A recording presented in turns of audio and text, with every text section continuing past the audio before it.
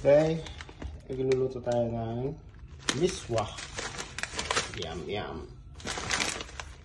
Sahog ay sardinas.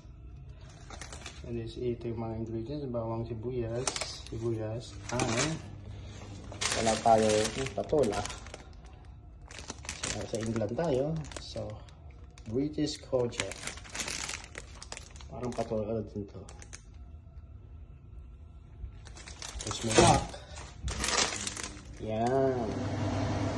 Update po tayo sa ating nilutong miswa. Ito na po siya. Wow! Yum, yum. Malapit na maluto. So, ang nilagay ko na dito sa palasa is dalawa lang. Sea salt. Black pepper. Wala pa ako nilagay na kung ano magic sarap o fiction dyan. Anong pampalasa. Yan lang po nilalagay ko. Then, probably, naglalagay din ako ng konting patis. But that's it. No other na pampalasa yung lalagay. Okay. At ititin ko kayo later. See you. Alright. Luto na po ang ating miswa. Oh, wow.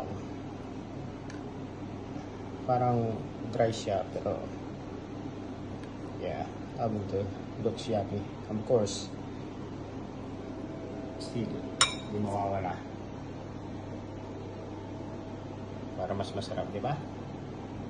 Kain tayo.